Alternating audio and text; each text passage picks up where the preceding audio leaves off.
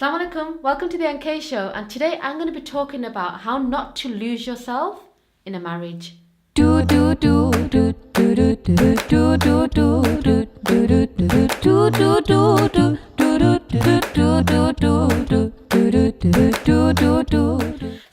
I am going to talk to you guys about being married and being lost.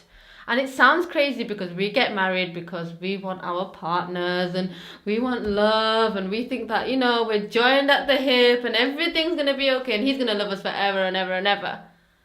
And then we're married for a short period of time, or even a long period of time, and what happens? We start kind of feeling like we're not connected and oh no, maybe he doesn't like me anymore, he's not paying me enough attention and so on and so forth. But really what's happening, when we go into a marriage, we're oftentimes thinking that that person's going to fulfill us. Like he's going to come along on this white horse and he's going to be this handsome prince and he's going to whisk us away and save us and make us feel fulfilled for the rest of our lives. And the truth is that never happens. It's okay for us to want to be in fulfilling relationships, and it's okay for us to want that friendship and that companionship and the love. But what I say to you is this: if you're not 100% and he's not 100%, you will come together and there will always be a deficit. You will always be fighting to be filled, okay? And it's so important to recognize this. And I wish that all of us would be able to embrace this idea of being full before we go into a marriage. Now, once you're in a marriage and you're feeling empty and deflated, and you're noticing that you're concentrating a lot on your husband, like you're noticing that you're complaining a lot or you're asking for things and he's not doing it and you're getting more and more frustrated and it's causing you actually to get further apart, what can you do about that? I'm going to give you 3 tips today that will inshallah help you to keep that connection. And you know what's going to be really surprising? None of them are going to be about him. Let's begin.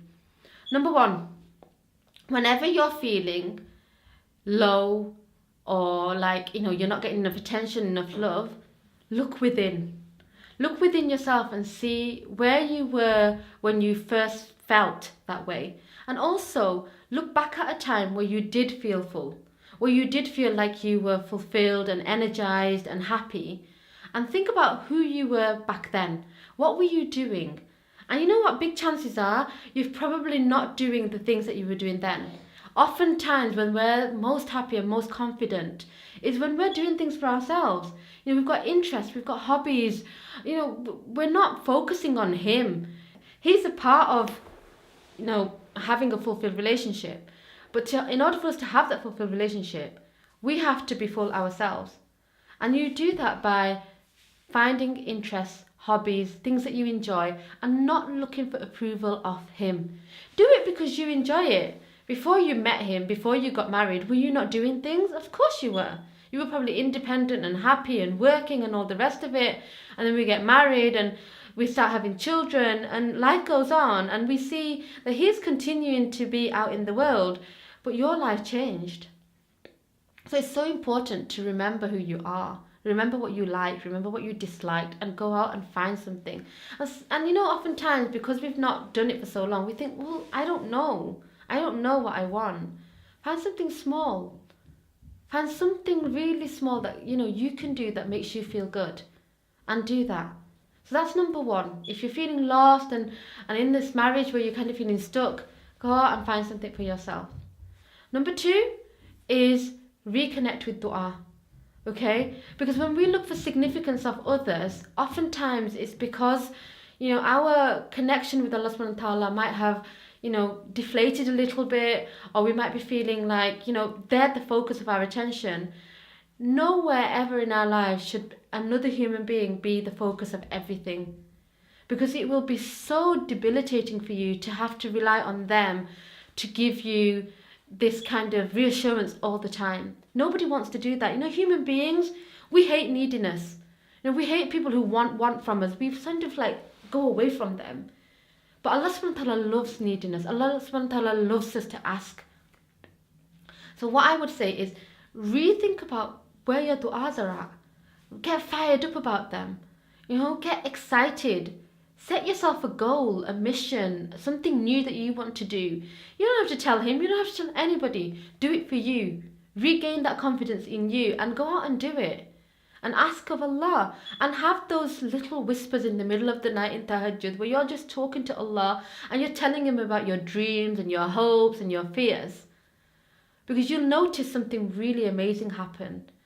You will notice that you start getting detached from the need of someone else to the attachment of Allah subhanahu wa ta'ala, and that will fulfill you. SubhanAllah, it will make everything seem less significant out there and more significant on you. And once you start feeling better, it will spread and it will be seen throughout your relationship. That's number 2. And number 3, I would say that if you are stuck in a relationship and you're feeling low and all the rest of it, is start to think about how many positive to negative interactions you're having.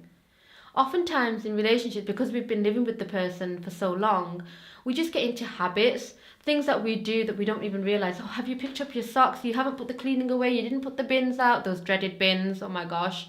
There's things that we think that we're just telling them. But to a man, it can feel like flooding, like she keeps complaining. And you think about it, if you were on the other side and you perceive somebody to be complaining over and over, you wouldn't want to engage with them. You wouldn't want to be friends with them. You think, I don't want to talk to them. I just stay on my phone, or I'll be out with my friends, or I'll spend long hours at work. So if you notice in your interactions that you're not getting 4 positive interactions to every 1 negative, then we need to rebalance. Okay? So this week, take a chance to look at yourself and observe how many times are you giving positive interactions to your partner. And what I hear oftentimes when I give this invaluable piece of advice is, oh, well, he's not doing it for me. And if you start on that foot, you're already starting on a tick for tack. Tick for tack, tick for tack, tick for tack. If you make that change, you're doing it for you and you're doing it for the sake of Allah subhanahu wa ta'ala. You can't lose. Being kind to somebody, you can't lose.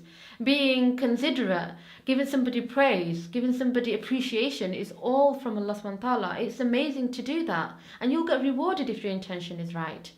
Take the time to think about how many times you say thank you for the small things. Maybe he, looks after the children and you're able to do an activity. Maybe he helps you out with the dishes. Maybe the fact that he's out at work and he's bringing in an income for you. All of those things, because what happens is this, and this is, I suppose, a 4th point, even though I said I'd only give you 3, is gratitude. When you are grateful, not for the other person, it's not even about them. It's something about you and your heart and your connection with Allah subhanahu wa ta'ala. When you are grateful and you show up in the morning and thinking, do you know what, today all I'm going to focus on is everything good. We create our reality by what we focus on. If you wake up in the morning and think, I'm going to only think about, I don't care how many bad things are happening, but I'm going to try to think about the good. If you focus on that alone and you're grateful to Allah and you say, oh Allah, thank you for giving me a husband that I was able to wake up with. So many women in the world who have lost their husbands in wars, who have got divorced, whose husbands have passed away. You might still have somebody there. Alhamdulillah for that. And if you start sincerely reflecting on yourself, you can observe whether, there are things that you should be complaining about or things actually that have just built up that if you let go of, wouldn't really be a big thing to let go of. Being grateful is so important. Practice the art of gratitude, not for anyone else, but for you, because it will uplift your heart. It will give you this inner peace. You concentrating on things that are negative only harm you. If you can be the sort of person that whatever environment you're in, you're content with who you are, you're able to be grateful, you're able to focus on the good things, focus back on you.